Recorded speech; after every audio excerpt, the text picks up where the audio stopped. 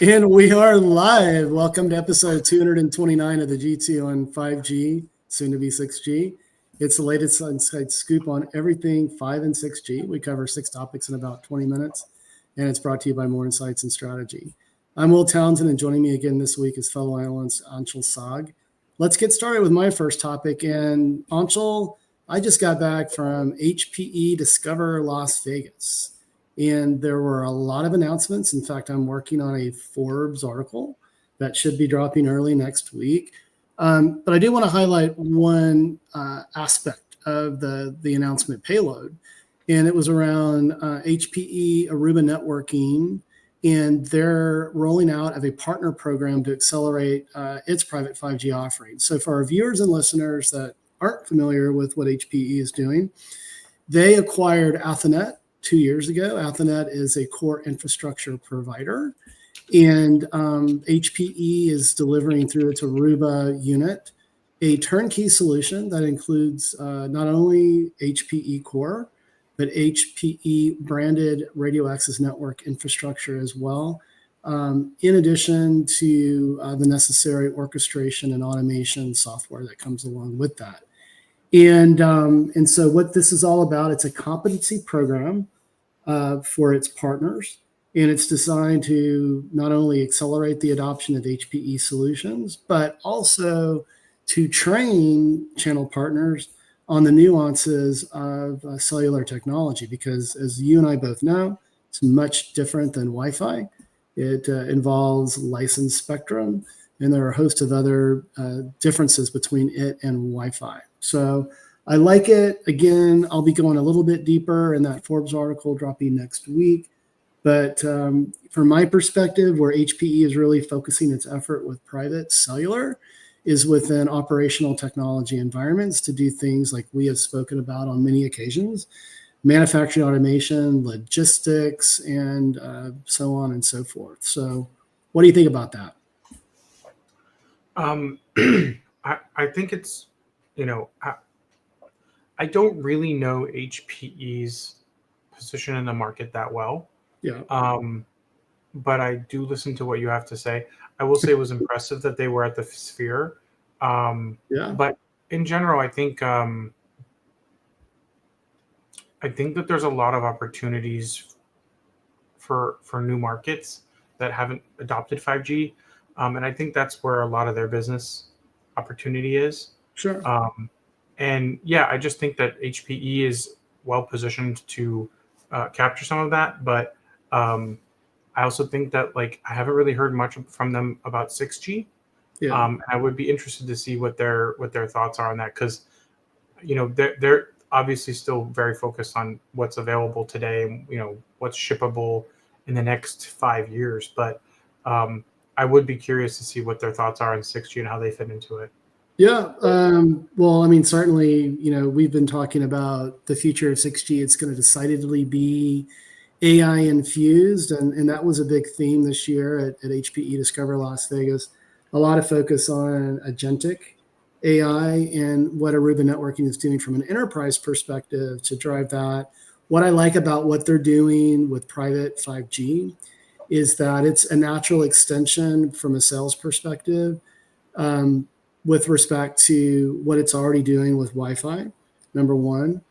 And the company a few years ago also basically exited its focus on supporting the larger mobile network operators and sold some of its assets there and really sort of doubled down on enterprise as its focus, and it's smart. That's why the company acquired Athonet. And Dell, still with their telecom focus, Dell is still really focusing on the mobile network operators, and Dell is not focusing on necessarily enabling private 5G within the enterprise. So it's sort of a different go-to-market for Dell. Dell's focus is very partner-oriented, and again, Dell doesn't necessarily have a private 5G offering. That could change in the future.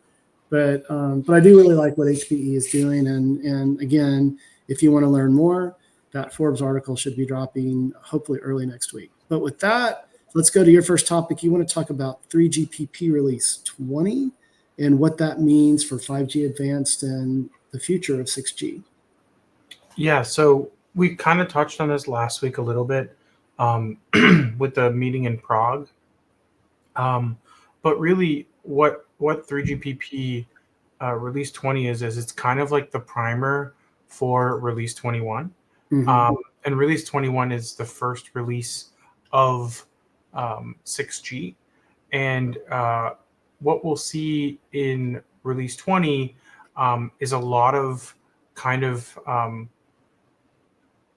additions to 5G Advanced that will prepare us for 6G, like wireless AI, um, improving coverage, um, improving mobility with low layer mobility. Um, there's also going to be more MIMO evolutions, Mm-hmm. um, more adjustments to NTN, both for NR and IoT. There's also going to be ways to improve uh, how NTN um, kind of improves for Geo as well, not Sure. just LDO. Yeah. So and then there's also like ambient IoT, more XR stuff, more like power improvements, and AI and RAN protocol enhancements for XR to lower latency. Um, and then there's also some integrated sensing, which is again stuff that we're kind of talking about with 6G. Yeah. And yeah, it's a whole host of things. Better coverage, I think I mentioned that, and then Yeah. even some um, self-organizing network stuff as well. So Yep. a lot of things that are kind of setting the stage for 6G, but also kind of incremental improvements over the current release 18 and release 19 5G Advanced. So for people who don't remember, 5G Advanced is kind of like 5.5G Mm-hmm. um, on the way to 6G. So it starts with 18, 19, and 20, and then 21 becomes 6G. So that's kind of where we're at today. Mm-hmm. And um, this meeting happened weeks ago, but more and more companies and people are talking about what came out of that meeting and what are some of the um, important things, because what it does is Release 20 also kind of launches a lot of the 6G technical study items, Yeah. um, and kind of sets the stage for like what needs to be worked on. So, 6G radio as a new technology platform, um, and then like focusing on performance, but also talking about spectrum and making sure that all of those things are kind of getting set up in advance for Release 21, so that when Release 21 comes out, it's already been worked on for quite some time. And the Yeah. timing is about right, because if you remember when we started really talking about 5G was about 5 years beforehand. Yeah. Um, and that was when we really had like meaningful things to talk about, Mm-hmm. and how to move forward from 4G to 5G. And now we're talking about from moving from 5G to 6G, which is why I think, in the coming weeks or months, we'll probably transition this to being a 6G podcast that also talks about 5G. Yeah, we teed up with our viewers and listeners. We didn't get a lot of responses on the rebranding there, but what I'm going to be very interested in is to see how two things shake out. One, the integration of AI, generative and agentic. I posted something on LinkedIn a few weeks ago about the transformative potential of AI-infused RAN.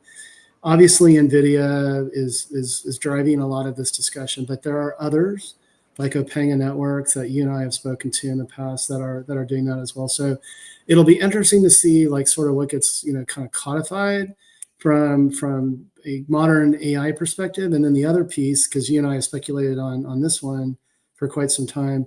What is that spectrum profile going to look like? Is it going to be terahertz? Likely, but it'll all be really interesting. I don't know.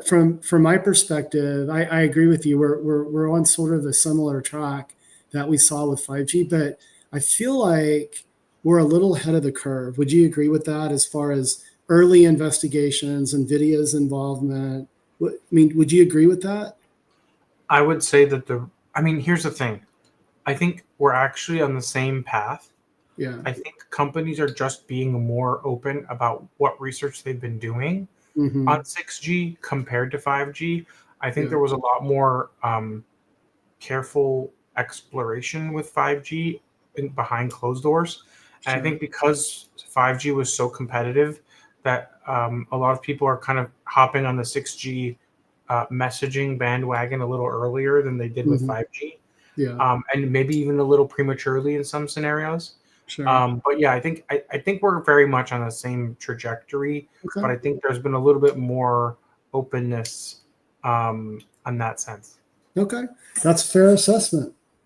Hey, so let's go to my second topic. I want to talk about T-Mobile, and they had a big announcement on Monday. So I was able to catch this before I got involved with all of the goings on with HPE at Discover. But what I want to talk about, there are several sort of aspects to this launch, but I want to talk about T Satellite. So T-Mobile officially kind of unveiled their direct-to-device service, and it's been in beta for some time. You know, you were able to test it. You know, you talked about that on a prior podcast. I didn't. I didn't realize that the fuse was about to go out because I'm going to be in Alaska next month and Utah at the end of this month, and or at the end of July. So you know, I'll probably have to pay for the service there, but it was a live stream event. You know, T-Mobile. I mean, they're just they're just so good at packaging things, and their CEO Mike Sievert was and Ulf was there as well, talking about what they're doing here.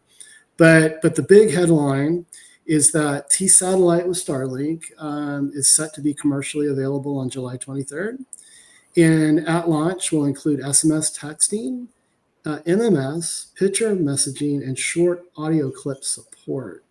And then additionally, the company shared that on October 1st, T Satellite will launch a data service to allow application experiences on the satellite network. So this is big news. I'm going to talk about AST SpaceMobile with as my third topic to sort of balance this out. But I know that you were able to tune in as well, I believe. What was your take on that? And maybe what was your take on some of the other stuff that T-Mobile talked about? Yeah, so that's technically my second topic. So I'll roll in. There you go. Let's do Um, it. so one, I was really surprised that they were going to launch data in October. Yeah, Um, I what was you too. did miss was the free emergency 911 for anyone. So anyone on any network can utilize satellite for emergency messaging or emergency calls. Hmm. Um, and then on top of that, what I do think is a big deal is they are doing database services, and they're already working with AccuWeather, AllTrails, Apple, Google, WhatsApp, and Twitter. So those are the early developers who are already engaging with them. So that Hmm. way they can do kind of like low data rate communications, Yeah, which I think would be really dope. I would love yeah, to be able to do like tweets from my phone over satellite, right? for sure. Um, that would be very annoying too. But the other stuff that they talked about was free Dash Pass. So all T-Mobile customers get free DoorDash Dash Pass for a year, which is a Hmm. $120 value. They also launched like an easy upgrade plan for people who are leaving other networks. But really, the big stuff for me was um, they were able to get Ookla to certify that they are the best network in America. Hmm. Um, and then, as a follow on to that, OpenSignal also gave them 9 awards for having a good or one of the best, if not the best, 5G network. So um, clearly, they are leading with advanced features, capabilities on satellite and on 5G. Remember that their satellite network is technically a 4G LTE network. Right. Um, and yeah, I mean, I used it. I was pretty satisfied with it. I wish I hadn't dropped my phone in the lake. I will say, my OnePlus that I have today, this is Yeah. not compatible with satellite services. So um, I would love to see more phones added to the repertoire of devices supported. I did just get the new Moto Razr 2025 Ultra, which has 16 gigs of RAM and 1 terabyte of storage. Damn, that's crazy. And I feel like that has to support satellite, but I haven't looked into that one yet. Yeah. But yeah, I think they really rolled out the carpet on Monday. Yeah. But I do think more people should know about the emergency 911 texting for any mobile customer on any network with a compatible device. So Yeah. that is something I think everyone should know. I also think that like you should probably sign up for the service if you're going to be in places without service. I can tell you it gave me a little bit more of a sense of comfort Sure. knowing that I could reach someone if I needed help. Yeah. And especially with a rental car and a kid in the back, just adds more stress to the situation. So having at least that taken care of makes you feel a little bit better. I agree, and I think eventually that's going to become table stakes, and I do believe that it's just going to take some time. But even sort of value price pointed equipment will have that capability and that feature as well. And not that we need the federal government to mandate that, but there could be sort The of Europeans incentives. will first. Yeah.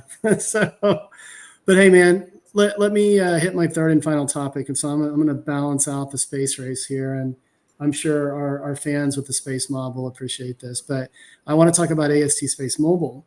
And they're claiming the first NTN defense communications proof of concept. So this was all over the news, but Mobile World Live did a great write-up on it. Now they're collaborating with a privately held company called Fairwinds Technologies. And so what this is all about is a field test use case, including real-time connectivity to a tactical assault kit attack over a VPN for obvious reasons, because this is defense communications, and secure multi-party video calls, all completed on a standard unmodified smartphone. So you and I have talked about the military sort of aspects of integrating low Earth orbit satellite into terrestrial networks. And so this is pretty exciting. The specifics were it was conducted near SpaceMobile's Gateway facility in Oahu, Hawaii. And I think they've used the same facility for some other firsts, right?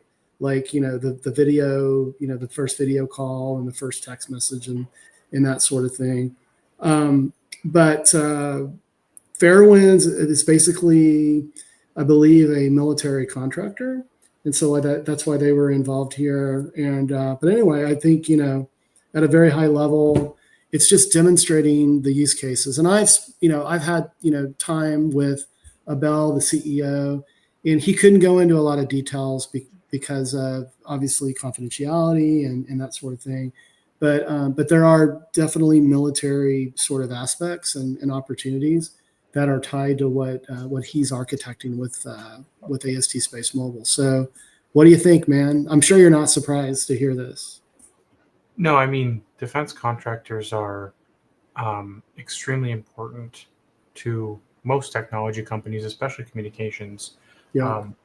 Pretty much every major communications company of some sort or another works with defense in some capacity. So, providing coverage and access to service in places where it doesn't exist. Yeah. I think that's generally a good thing to have accessible to defense. Mm-hmm. And then that also ratchets up the type of security that you need for your network, and what kind of protocols you have to have in place to ensure defense grade security. Yeah, and I've and you've got to encrypt this stuff and not just rely on the kind of the basic encryption that's found in LTE and 5G. Now, there are solutions. Ericsson and Nokia have demonstrated solutions. These backpack, sort of a complete cellular network in a backpack, not in a box, right? But from my perspective, what AST SpaceMobile is demonstrating here provides a lot of scalability, from my perspective, can complement what others are doing with sort of these solutions in a backpack or solutions in a box. But But hey, man, with that, we're going to get your third and final topic. You want to talk about EchoStar, and they keep asking for more time, right? When it comes to Well, bankruptcy. they bought themselves more time. Yeah. They made $500 million in debt interest payments, according to their 8K filing. This happened today, which means that they are now electing to not make a payment for their July 1st due date, which gives them a 30-day grace period until they're in delinquency. So it'll be interesting to see what this is. This seems like a very high stakes game of chicken, which actually is what exactly Fierce Network said, and I agree with that. It literally sounds like that they're like, like, oh, we're not going to make a payment. Well, we're going to make a payment, and then we're not going to make a payment. We're going to make a payment. So, this is, if I'm a EchoStar shareholder, I'm pretty pissed. I do. It's ridiculous, man, and it's like But I it's also think almost like throwing good money after bad, don't you think? I also think it's insane that the FCC chairman is kind of wielding the amount of power that he is. Yeah. And this all started when Carr sent a letter to Ergen questioning whether EchoStar is living up to its 5G network build-out obligations, Right. and how much of its spectrum it's actually using. And that just happens to be a band that Elon Musk wants access to for Starlink. Right. So, I really question the transparency of this and whether or not this is really a problem. But I also don't really think it's the greatest idea for a company to be playing chicken like this. No. And, I don't know. I think stuff like Trump Mobile is also kind of influencing some of the ways these things are being done. We shouldn't even have something like that, but that's how I felt about last week's podcast. Yeah. And he claims that he found out about Trump Mobile through the press release, but I don't buy that. Yeah. Because I know for a fact that they would have at least asked him something about cellular networks since he's the chairman of the FCC. Yeah. And Ajit Pai had a much closer relationship with the Trump administration, and like that guy wasn't even remotely as much of a pro-Trump guy as Carr is. So I don't buy that. But yeah, I just think it's weird that there's like conversations that Carr's having with Trump and Ergen at the White House.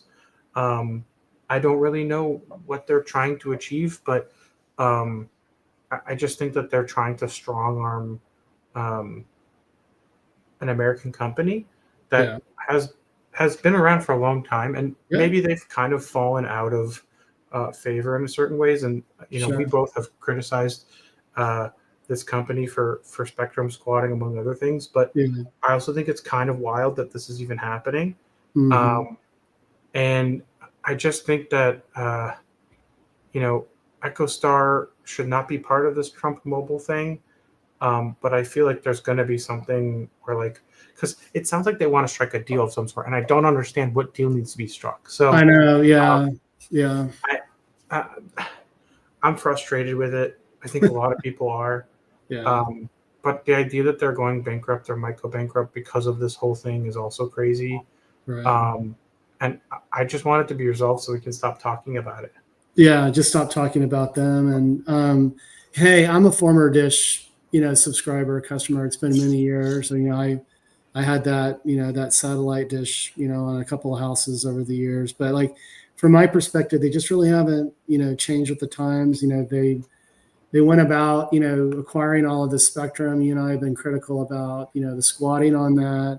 And it's just been a slow roll. I mean, and 3-4 years ago, it looked like, hey, they might really pull it off. I mean, they were working with Rakuten, their, Symphony. They were working with Cisco, and it seemed like everyone on the planet had a vested interest in wanting them to succeed. And if you remember, if our viewers and listeners remember, T-Mobile had to divest, a lot of stuff to provide an even playing field for them to compete. And despite all of that, they just haven't delivered. So anyway, Yeah, I'm with you. Like, I just hope this thing gets resolved so that we don't have to keep beating this dead horse. But with that, my friend, why don't you take us home? Absolutely. We hope our viewers and listeners found this week's topics interesting. If anyone out there would like to provide insights specific for a specific 5G topic for a future podcast, please reach out to us on social media. Will's at Willtown Tech, and I'm at Anshel Sag. We hope you have a great weekend, and please tune in again next week.